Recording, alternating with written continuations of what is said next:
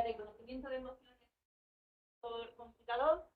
Y bueno, la van a compartir la charla entre Antonio Piedra, que como sabéis ya es legendario, ya lleva colaborando con nosotros más de 10 años, ¿no?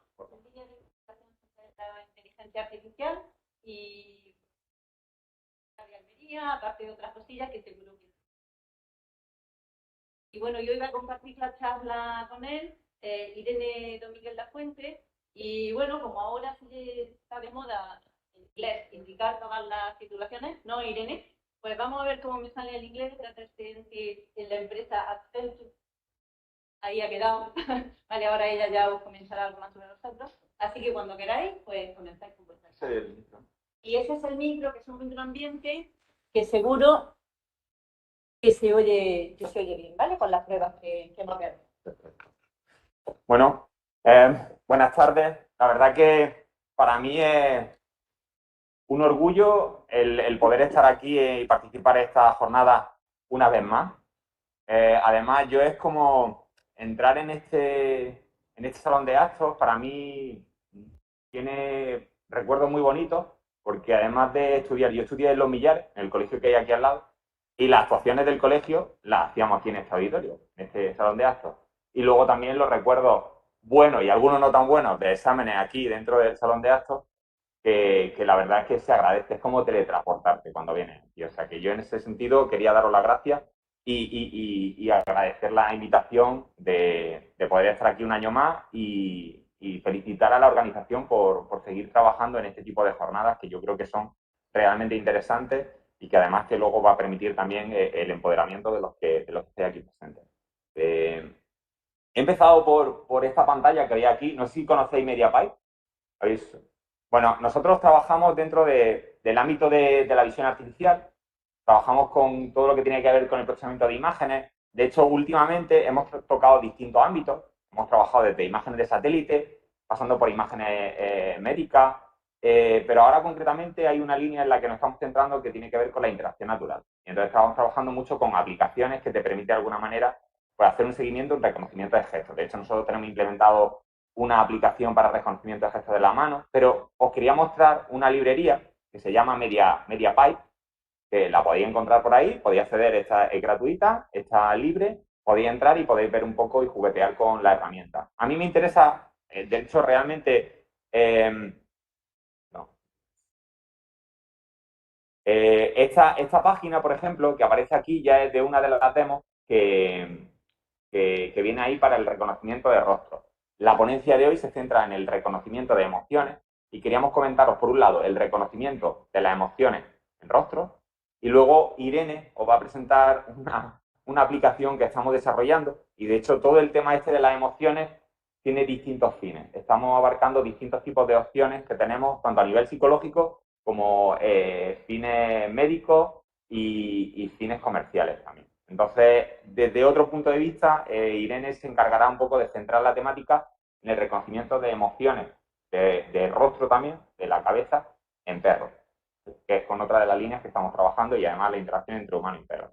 Entonces, os pongo esto para que veáis un poco cómo funcionaría un sistema de visión artificial en el tema de reconocimiento del rostro y el seguimiento que hace. De hecho, este se saca una malla de puntos de unos 165 puntos, creo que saca aproximadamente.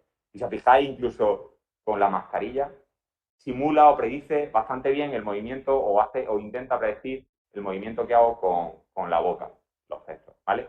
Lo que está extrayendo aquí sería información tridimensional de la cara. Hace una aproximación a partir de una imagen que me llega de la webcam y a partir de algoritmos de deep learning es capaz de hacer una reconstrucción tridimensional de esos puntos que nosotros también utilizamos para el tema de reconocimiento de gestos de la mano a nivel 3D.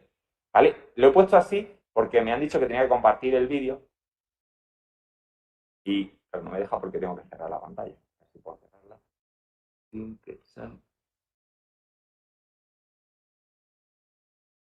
Vale, iniciar.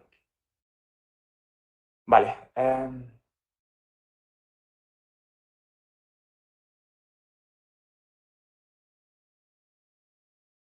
No sé si esto... ahora. Vale, perfecto. Pues os voy a poner ya así la presentación. Y la idea inicialmente es centrarnos un poco en lo que serían, voy a quitar esto de aquí y lo voy a ver si lo puedo mover aquí arriba para que no moleste mucho. Vale, la idea inicial es decir, bueno, ¿y por qué necesitamos trabajar con las emociones? Es decir, ¿qué nos aportan las emociones en los humanos? Y fíjate que realmente somos seres muy emocionales, es decir, nuestro cerebro es más emocional que racional. Es decir, si un día estás contento y tienes cualquier tipo de toma de decisiones para cualquier tipo de problema que te pueda surgir, probablemente tu actitud o esa comunicación que va a tener con los demás o con el entorno va a ser mucho más favorable que si te pilla un día malo. Si te pilla un día malo, probablemente la comunicación que tengas con el resto de personas puede ser que no sea tan buena o no sea la realmente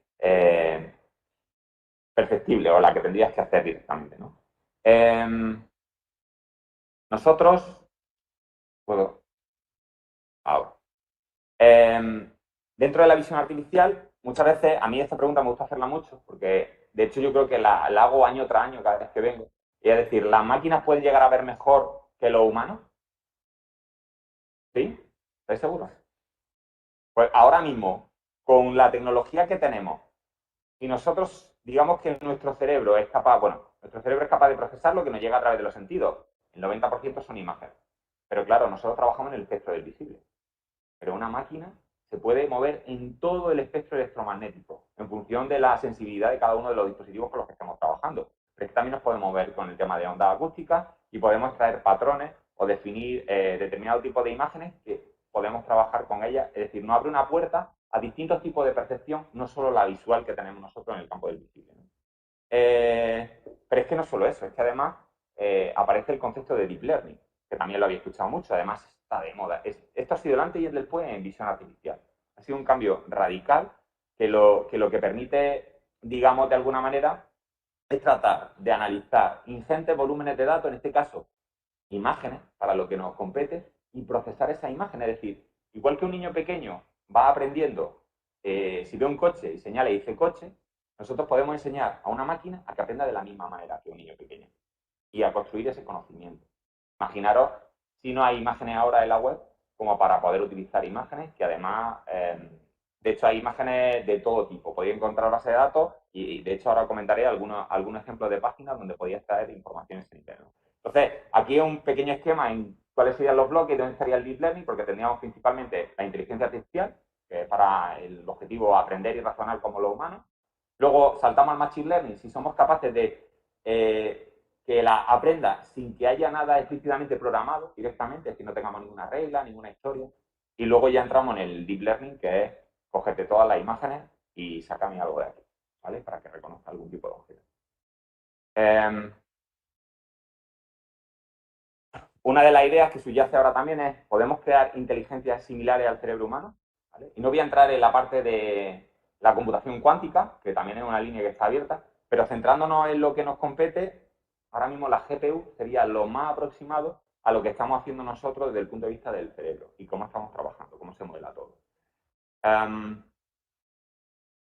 Esto sería, bueno, Nvidia es una de las empresas que ha hecho una apuesta más fuerte. De hecho, 2/3 de la empresa son personas que se dedican a ver imágenes y a etiquetar imágenes, ¿vale? Para que hagáis una idea del potencial y cómo están trabajando. Y como he dicho anteriormente, esto sería un ejemplo de cómo sería las capas. Una red neuronal normal, simple, y luego un deep learning, ¿vale? Una red neuronal con una estructura de capas. Este sería un ejemplo de cómo, imaginaros que tenemos dos clases, pimiento rojo y pimiento verde. ¿Cómo clasificamos con el Machine Learning? ¿Vale? ¿Cómo clasificaríamos? Pues nosotros sacamos unas características y decimos, bueno, pues sacamos el color para que nos diga si es rojo o verde y ya sabemos, podemos identificarlo, pero a lo mejor podemos sacar también, no sé, la densidad, el perímetro, podemos sacar determinados elementos. Cuando tenemos esos datos, lo pasamos a un clasificador, entrena y te dice qué tipo de objeto es, si es un pimiento rojo o si es un pimiento verde. ¿Qué pasa en Deep Learning? Que todo está dentro de la red. Si yo cojo las imágenes, se las paso y tú estructuras la información como tú quieras, procéala como tú quieras, extráela como tú quieras y al final obtienes unos resultados, ¿vale? De hecho, aquí tenéis un pequeño ejemplo, por ejemplo, para la parte de rostro, no sé si se llega a ver bien cómo tenemos una parte inicial donde hay una especie de matriz que se aparecen, bueno, pues zona blanca y negra, etcétera, y luego empiezan a formarse los rostros y en la tercera capa sí que aparecen un poco más definidos esos rostros. Nosotros ahora mismo estamos intentando generar bases de datos. Tenemos Kinect Azure, pero las pruebas las vamos a hacer ahora con RealSense. Tenemos 3 cámaras de RealSense para intentar hacer una reconstrucción tridimensional y más fiable de la que nos pueden dar algunas de las librerías que tiene Google, por ejemplo, para extraer esa correspondencia con el tema de la información tridimensional y poder extraer una base de datos de rostro para trabajar con emociones y poder hacer un reconocimiento de esas expresiones. Sitios donde podemos bajarnos imágenes. En Kaggle, por ejemplo, es una página web donde puede encontrar todo tipo de base de datos de imágenes. De hecho, puedes encontrar muchísima información de otro tipo, no tiene que ser solo imágenes. Pero además tenéis competiciones. Competiciones en las que tú puedes concurrir e intentar entrenar tus propios algoritmos para ver si mejoras lo que ya está en lo existente. Tienes un plazo para conseguir esa mejora y hay en algunos en los que hay una bolsa de dinero y puedes llevarte una cantidad de dinero interesante. El DeepFace es una de las librerías que también tenéis disponible, que podéis acceder. Es muy interesante porque lo que te permite es traer información acerca de las emociones. Es decir, tiene distintas opciones, te da una aproximación de la edad. Fijaros que al niño que aparece aquí le pone que tiene 30 años, ¿vale? A veces falla. O, por ejemplo, aquí en la información que te está dando de esta persona de color que está llorando, pues parece que tiene una neutral, una posición neutral del rostro en cuanto a emoción, ¿vale? Pero luego, por ejemplo, en otras sí que coincide, aquí vemos que sí que acierta con el niño o sí que está acertando con alguno de los famosos que aparecen, ¿vale? Además, aquí esto hace referencia también a...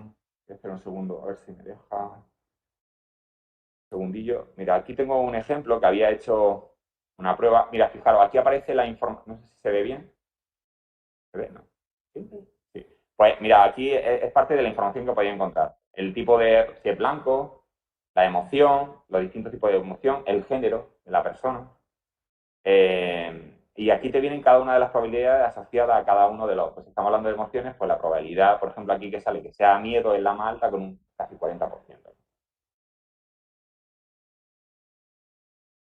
Perdón, aquí. Nosotros trabajamos con principalmente OpenCV, para mí es de las mejores librerías que hay gratuitas para trabajar en visión artificial, y luego TensorFlow, Keras, PyTorch, depende del tipo de aplicación, son con algunas de con las que trabajamos. Este es el ejemplo de MediaPy que os he comentado antes para que veáis un poco, bueno, pues el tema del procesamiento, de lo que es el reconocimiento y el tracking que hace del rostro. Hay alguna otra aplicación en la que se mete todo el cuerpo y trabaja con motricidad, no solo trabaja con una motricidad más gruesa, con elementos de movimiento, que podéis ver. Quería comentaros también, por ejemplo, para el tema, todo este tema del rostro, por ejemplo, del cuerpo, de esas expresiones corporales que tenemos, que podemos encontrar, Tinder, que tiene un sistema implementado que lo que hace es, digamos que el swipe, el selector que tienes de las imágenes, a la hora de elegir o buscar una pareja, o él genera en base a tu búsqueda, pero luego genera también en base a una serie de patrones, ¿vale? Y en esos patrones el sistema entrena, pues entiendo que emociones también, o entra en juego también esas expresiones corporales y esas expresiones faciales con las que se trabaja dentro del entorno. Y luego hay una, no sé si la habéis visto, el sesgo codificado de Netflix. Si no la habéis visto, os lo recomiendo. Es muy interesante. De hecho, sale, ahí fijaros en la portada, es una chica de color, es del MIT, y esa chica de color se encontró con un problema. Y es que cuando fue a hacer el reconocimiento de rostro, para que le reconociera el rostro se tenía que poner una máscara blanca, porque no reconocía a las personas de color. ¿Vale? Y aquí entra toda esa ética, bueno, llamamos compromiso, en el que cuando tú entras en un algoritmo de inteligencia artificial tienes que tener muy en cuenta a todo el grupo al que va dirigido. De hecho, por ejemplo, para que hagáis una idea, dentro del mismo programa comentan unos porcentajes y el porcentaje de hombres blancos era el más alto en reconocimiento, en torno a un 96%, y el de mujeres de color era en torno a un 80%.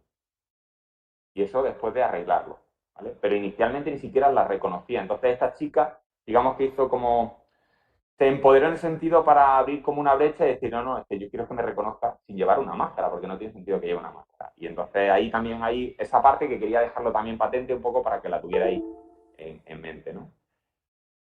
Hay algunos proyectos que estamos trabajando también, porque yo colaboro, por ejemplo, con la Universidad de Penn State, con el grupo de investigación de James Wan, y ellos trabajan con el análisis en la composición de formas corporales, ¿vale? A nivel de fotos, y ver cuáles son esas que son más amigables o menos amigables, más... Y luego trabajan con el tema de microexpresiones, ¿vale? Que es también otra de las líneas en las que están abordando.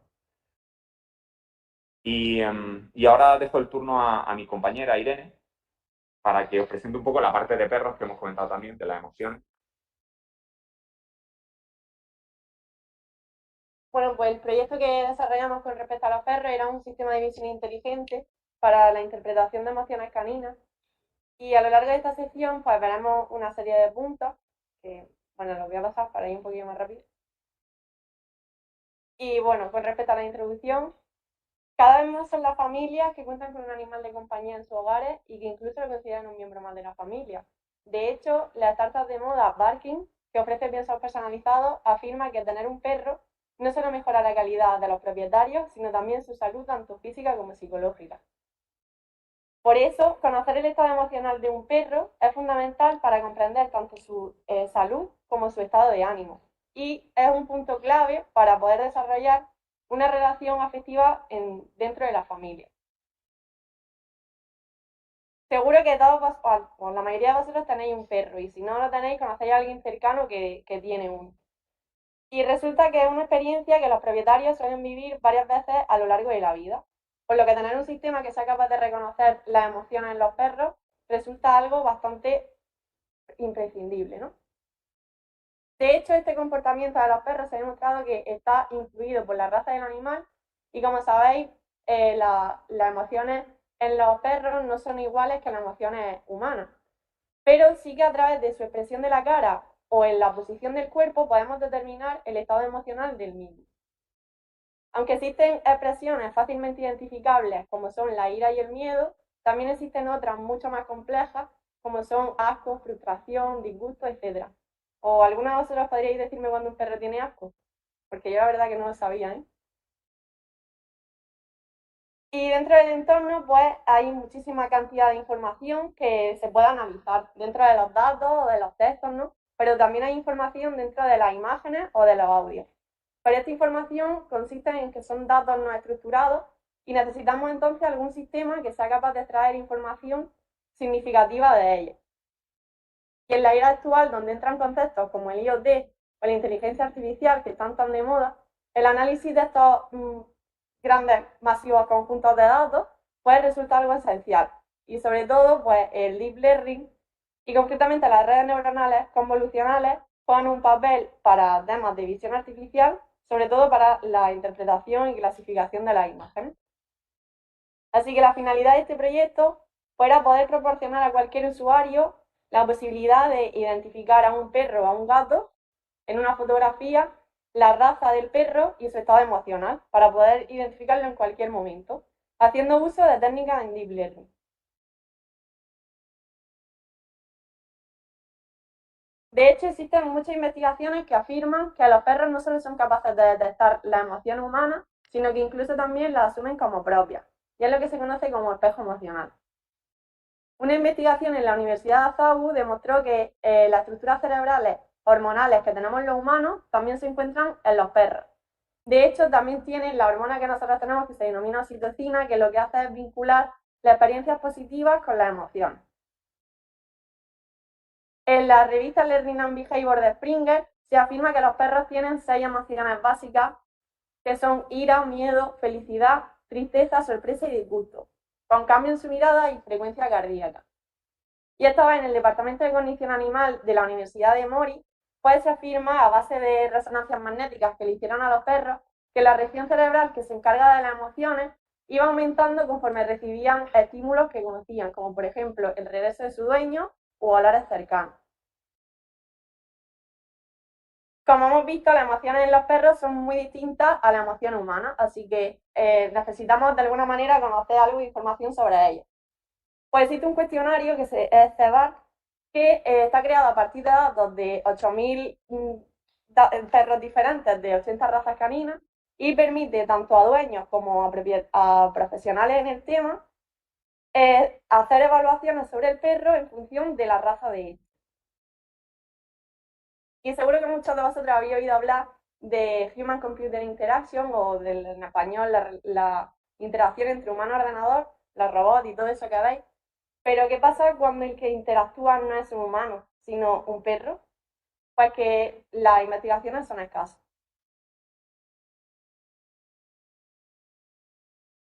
Con respecto a esos sistemas de interacción humano-ordenador está PetQ, que es una cámara interactiva que mediante tecnología de inteligencia artificial se activa en función de cuando el perro o el gato maulla o ladra, es decir, a partir de sonidos.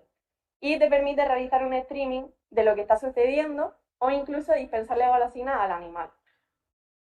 Y por otro lado también está Aibo, que en este caso es capaz de simular el comportamiento de un perro, pero también de conectar emocionalmente con el dueño.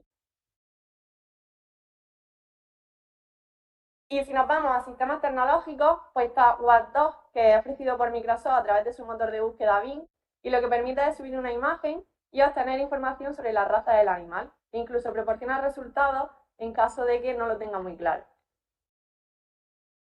Pero a pesar de haber sido desarrollado por Microsoft, deja mucho que desear, sobre todo por su simplicidad, cosa que DogScanner es una aplicación móvil que te ofrece lo mismo, pero a través de una interfaz mucho más intuitiva y amigable. Pero si todo esto tiene que ver con los perros, aún así, si nos adentramos un poco más y investigamos sobre las emociones, apenas hay investigaciones o sobre todo sistemas. Así que se puede destacar Happy Pets, que es una aplicación móvil que te permite subir una imagen del perro, lo identifica, saca la raza canina y la emoción. Pero aún así los resultados que ofrece son bastante mejorables. Si todo esto lo llevamos a una tabla comparativa, pues vemos que Watch2, que era de Microsoft, su usabilidad es excelente, mientras que DogScanner se han centrado tanto en el diseño que la usabilidad se le ha quedado un poco atrás. Mientras que Happy Pet en cualquiera de los dos aspectos, pues es bastante mejorable. Así que de aquí surge la necesidad de desarrollar algún sistema que combine todas las mejoras de los anteriores y que incluso mejore aún los resultados que se proporcionan. Así que de aquí sale nuestra aplicación que se denomina Dobre. En cuanto a los recursos y herramientas que se utilizaron, pues de los conjuntos de datos, como uno que ya mencionó José antes, Kaggle, el banco de imágenes de Imagenet, Coco Dataset, un conjunto de datos que proporcionó la Universidad de Stanford y algunos otros que se consiguieron a partir de la Boya Roja o incluso del Centro Sociosanitario Municipal de Almería.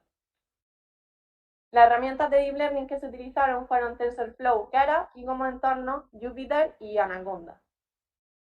Y bueno, otras tecnologías que también se hicieron uso, pues Python, Java, Flutter y Dart y Firebase, este último para el almacenamiento de la imagen.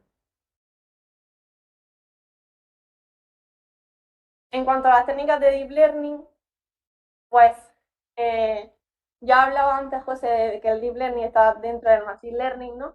Bueno, pues dentro del Deep Learning está lo que es la técnica de las redes neuronales convolucionales, del inglés Convolutional Network o CNN, ¿no? Y básicamente están especialmente preparadas para que su entrada de datos sean imágenes y no cualquier otro tipo de datos. Y para ello lo que utilizan son circunvoluciones, que aplican convoluciones en lugar de la típica multiplicación matricial y de esa manera consiguen extraer mapas de características de cada píxel de la imagen. Y luego, si nosotros tenemos un problema de Machine Learning tradicional, pues con un conjunto de datos generaríamos un modelo. Pero si ahora nos ponen un segundo problema, necesitaríamos volver a entrenar un conjunto de datos diferentes para poder generar un segundo modelo. Es decir, teníamos que empezar todo desde cero. Pero tenemos un problema, porque los entrenamientos consumen tiempo, dinero, y cuando en el conjunto de datos es pequeño, difícil de conseguir buenos resultados.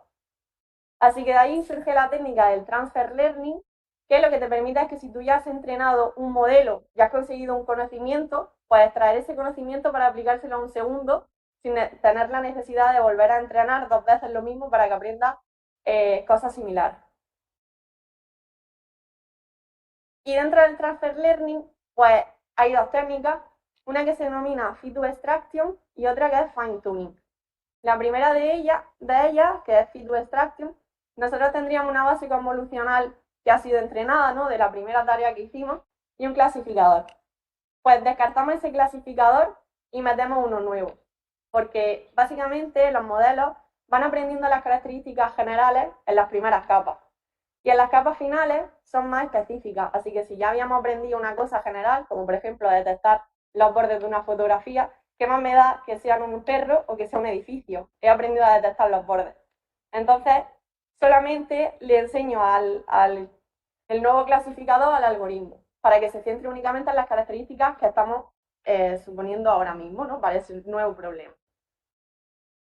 Y un paso más allá sería Fine Tuning, que hace lo mismo, meter el nuevo clasificador, pero además en la base convolucional entrenada, las últimas capas o bloques se congelan, o mejor dicho, se congelan y las primeras se congelan para entrenarlas y entrenar un poquito más para que aprenda un poco más, afinando aún más todavía los resultados que puede proporcionar.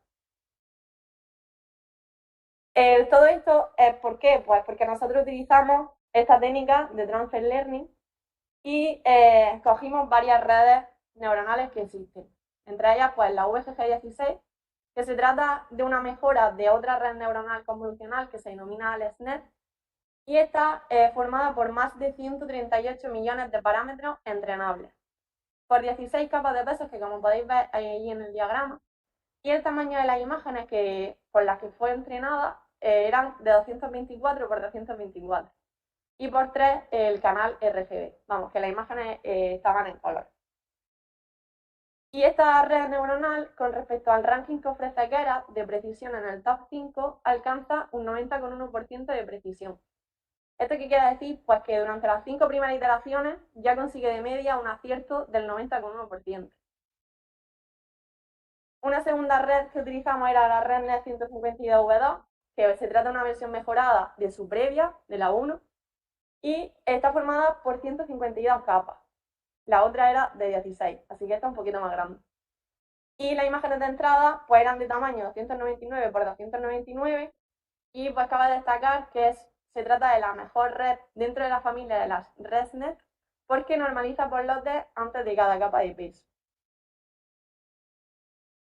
Y una última que también se utilizó fue la NASNet Lab, y es sin duda la mejor de todas porque consigue la mejor combinación de parámetros. Eso sí, también es una de las más grandes.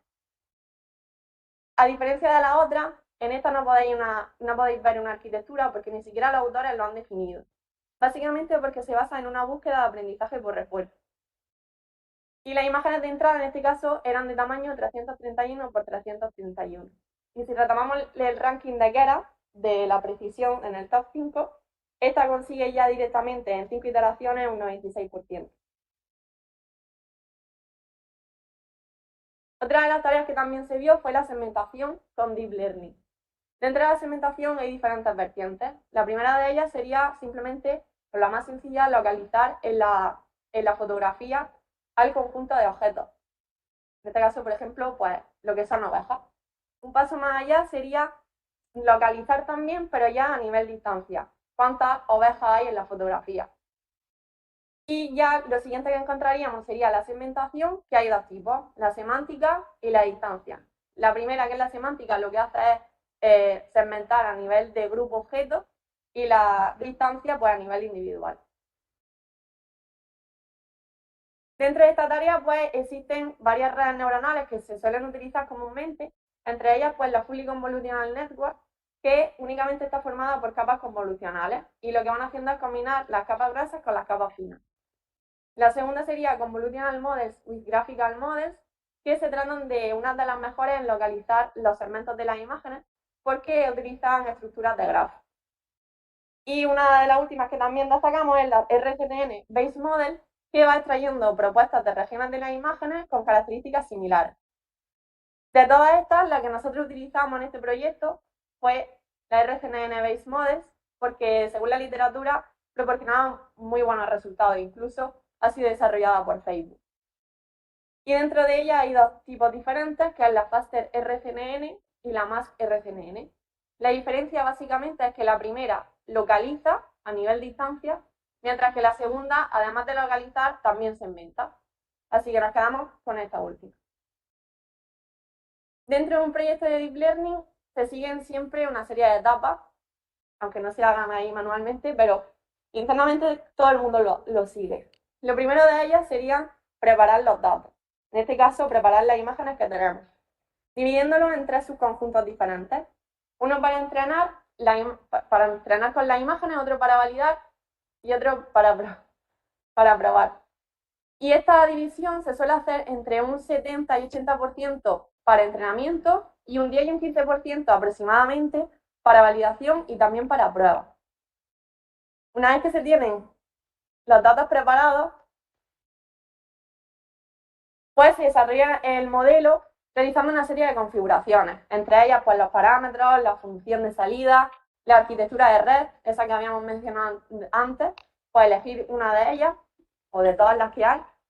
Y una vez que se tiene todo configurado, pues nada, se entrena el modelo utilizando en este caso la función fit y compile de Python, y teniendo todo entrenado, solo queda evaluar el modelo en base al rendimiento que nos ofrece. Y para eso se hace uso de la matriz de confusión y de algunas métricas de evaluación como son Precision, Recall, F1 Score o Support, que cada una proporciona datos diferentes para poder evaluar el modelo.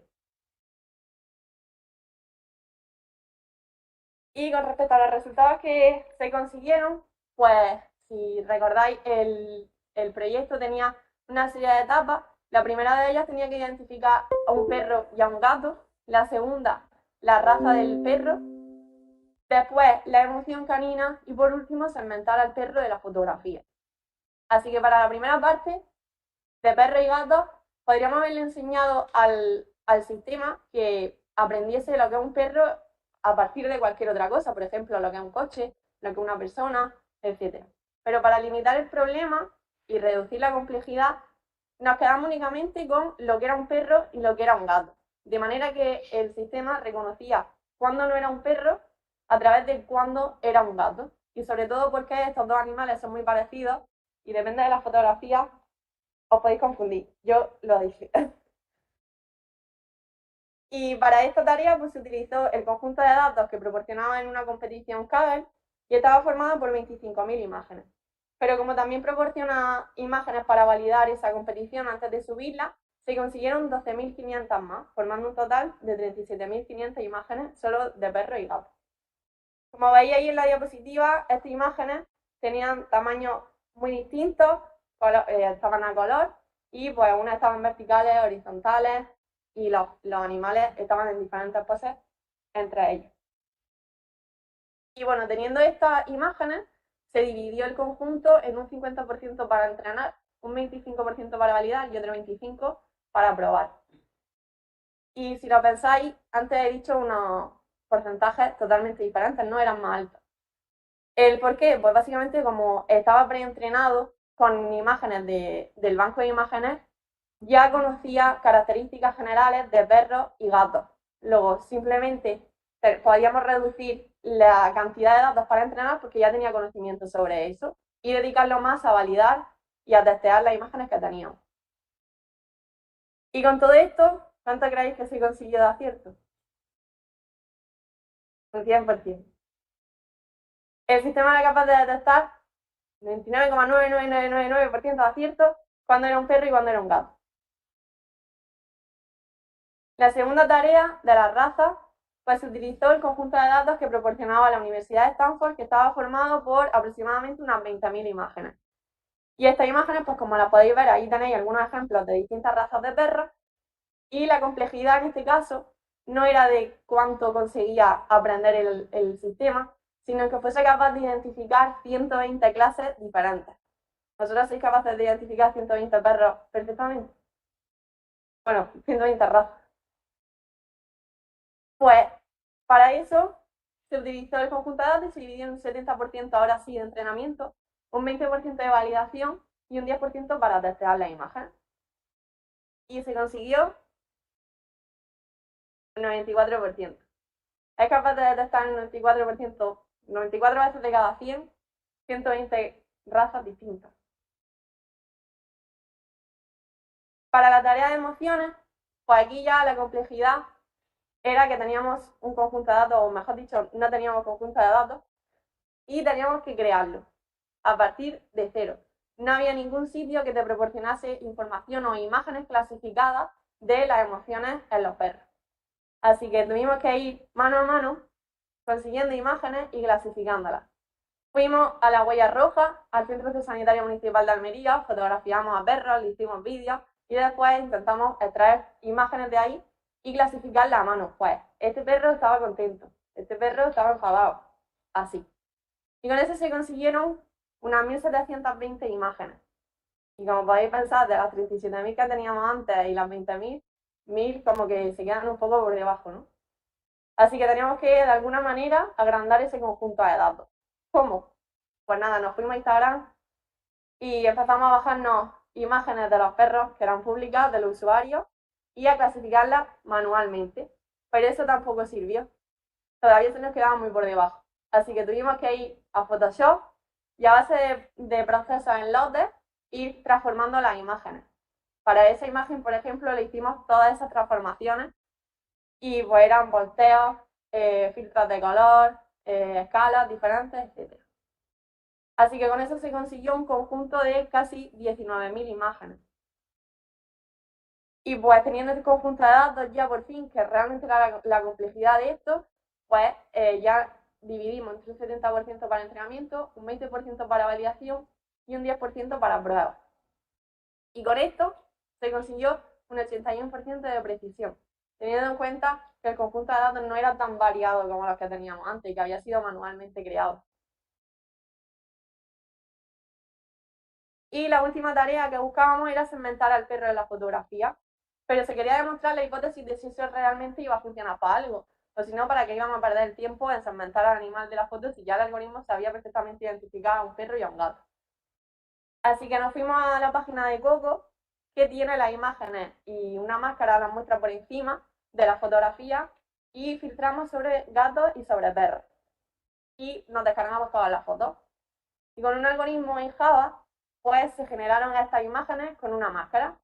Y como podéis ver, para cada imagen se tenía esa imagen con su máscara, dejando el fondo azul. Porque, bueno, en un principio pensábamos que nunca iba a existir un perro de color azul, pero luego vimos que en Rusia hay perros azules.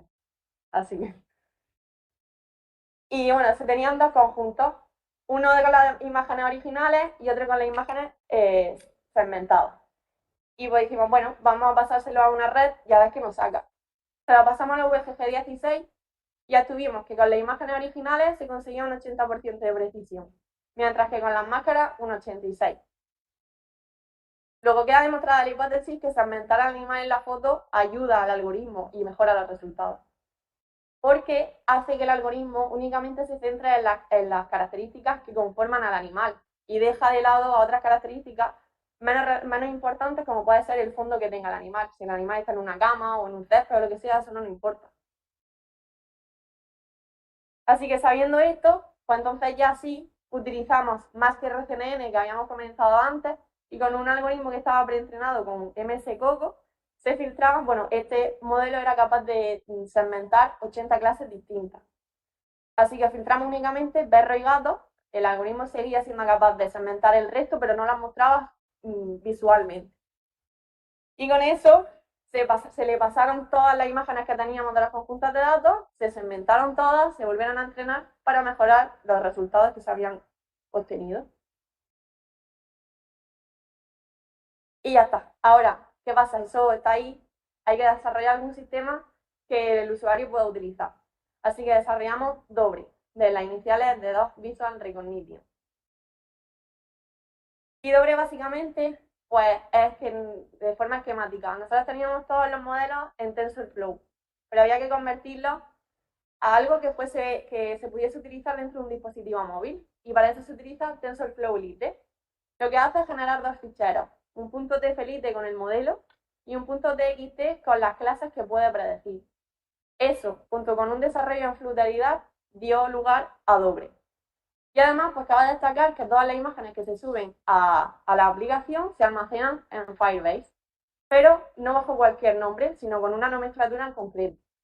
Se guardan los nombres de todas las clases que ha intentado predecir el algoritmo, es decir, si te ha dicho que era un perro bichón maltés y contento, todo eso se guarda para después poder utilizar esas imágenes que sirvan de entrada para reentrenar el modelo y que el modelo siga aprendiendo incluso de sus propios errores.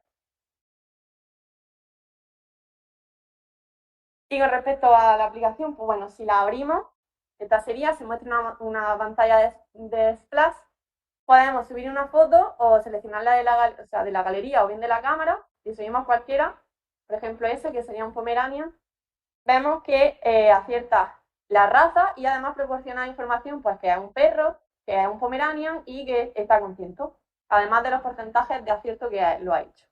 Si subimos otra, un Yorkshire, pues vemos que los resultados cambian totalmente y que se intenta asemejar a lo que está viendo en ese momento y que incluso se inventa la foto sin problema.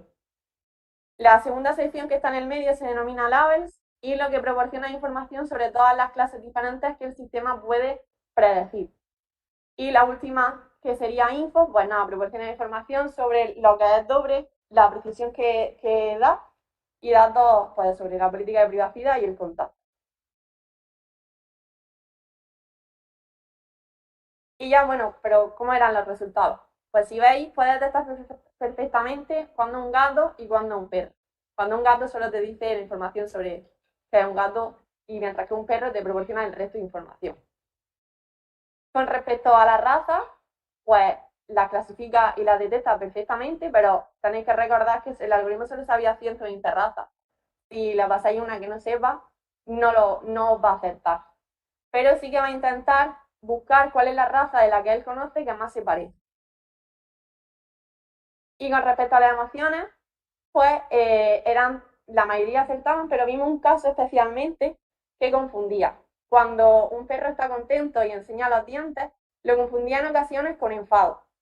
Y era sobre todo porque la mayoría de veces, o la mayoría de las fotos que nosotros le pasamos para que aprendiese enfado, los perros estaban enseñando los dientes, gruñendo, pues claro, un perro enfadado. Y la verdad es que lo confundía con un enfado cuando simplemente estaba el perro pues, con la boca abierta, contento, jugando. Pero bueno, la emoción aún así detecta perfectamente cuando tiene miedo, cuando está neutro. Y con respecto a la segmentación, como veis, la mayoría de los casos sí que lo hace perfectamente, pero hay algunos específicos que fallan. Sobre todo cuando el animal se encuentra cortado por algún elemento, o le han puesto un vestido, un traje, o hay algo que lo tapa.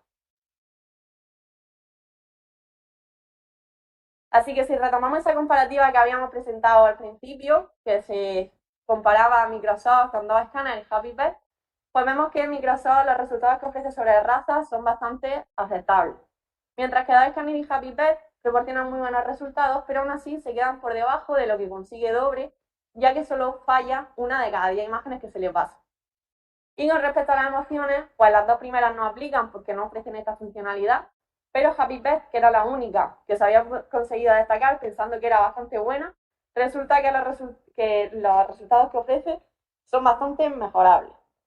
Mientras que Dobre consigue acertar 8 de cada 10 imágenes que le pasamos sobre emociones. Si cogemos 10 imágenes cualesquiera y se las pasamos a los distintos sistemas, pues obtenemos las distintas informaciones o resultados de cada una de las etiquetas, ¿no? Pero fijaros sobre todo en la columna de Happy Pet, que es la que está justo antes de la amarilla en doble. Si os dais cuenta, todas las emociones que detecta son alegría. Es decir, que el sistema no proporciona cuando un animal está enfadado. Si veis el chihuahua, está más enfadado que nada y dice que está contento, que alegre. Entonces vemos que falla un poquito. Entonces ya entendemos el porqué de esa puntuación de 5 de cada 10, ¿no? Y bueno, aquí os dejo ahora un vídeo para que podáis ver más visualmente cómo era la aplicación y que sería el vídeo que se subirá en cuanto la aplicación esté disponible para poder descargarse en Android o en iOS. ¿Se escucha?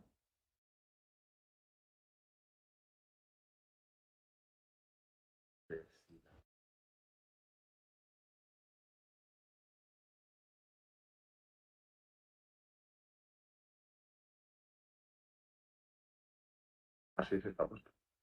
Ah, vale.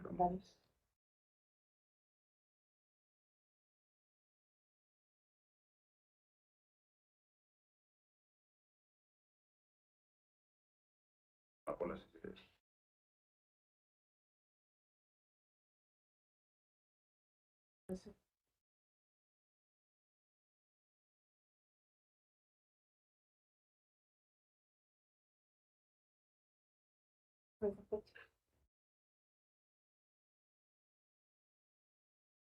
¿Sabéis alguna manera de que esto se escuche? Soy no el HDMI.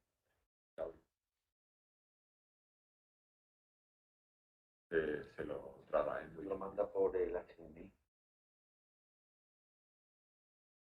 Bueno, sí, da igual. Sí, La son salida de 40 agua y eso, segundos. vamos. Sí, da igual, da igual, no pasa nada.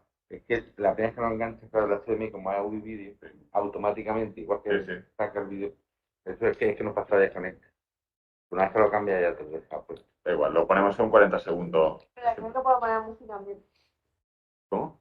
Creo que puedo poner la música allí.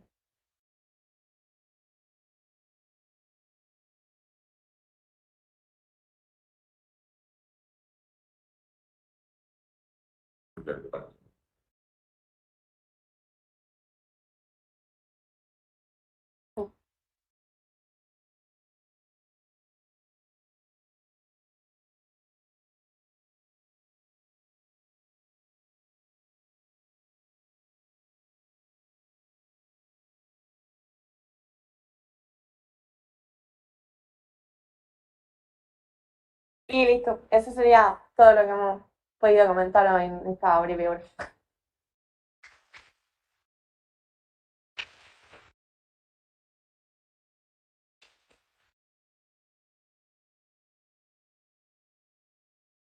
¿Tenéis alguna cuestión o luego en la mesa, si queréis comentar algo, alguna curiosidad, si queréis preguntarle algo a Irene sobre lo de los perros, o alguna cosa que os llame la atención o alguna lo que tengáis?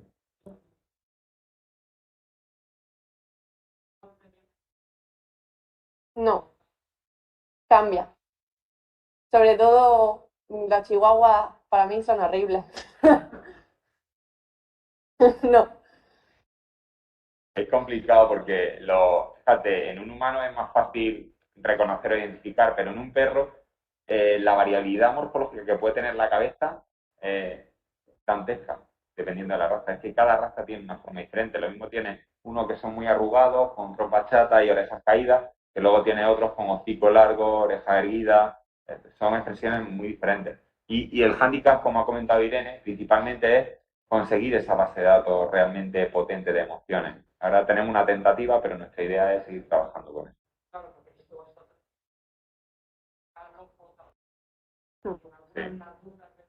sí, y se descartaba. Sí, de hecho, el proyecto también colaboraba un adiestrador, además que es psicólogo canino, y él fue el que nos estuvo echando una mano, sobre todo a Irene.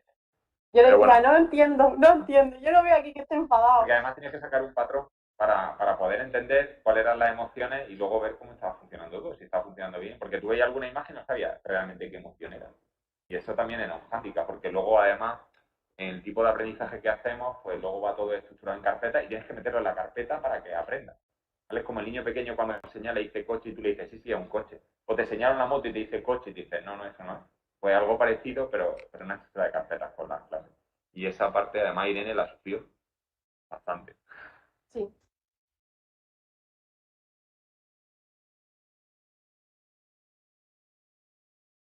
¿Cuánto tardaste?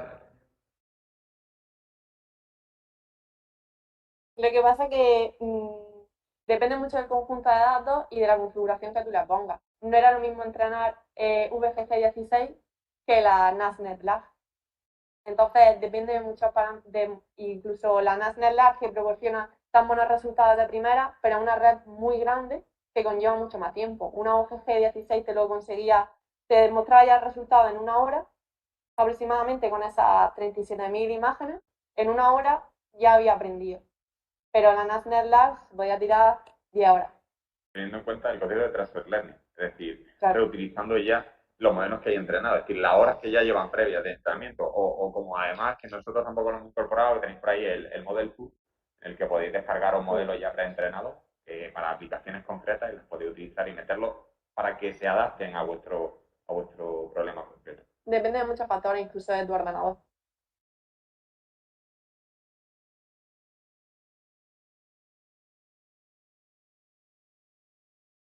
en cada pasada de fotos queda completa.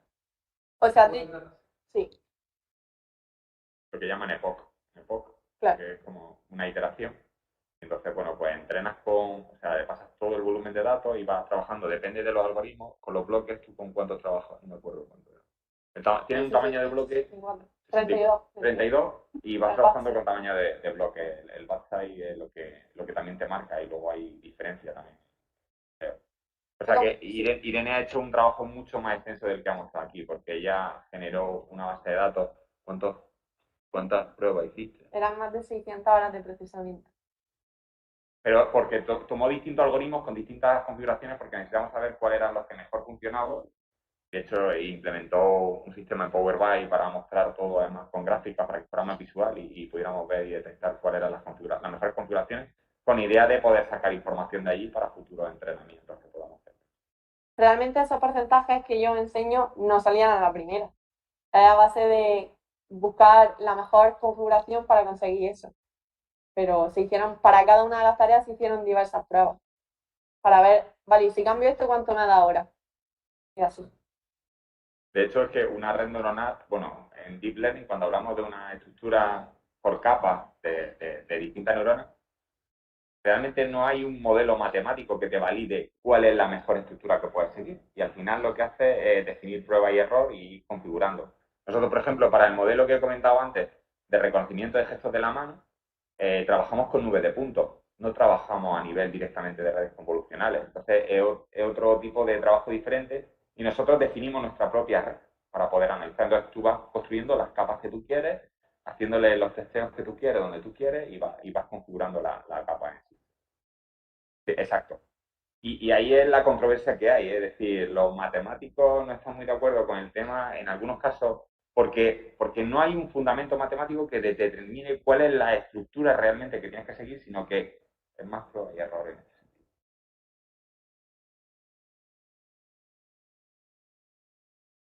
Pues si no hay ninguna cuestión más, pues nada, muchas gracias por haber aguantado este ratillo y cualquier duda que tengáis luego, si no, en la mesa redonda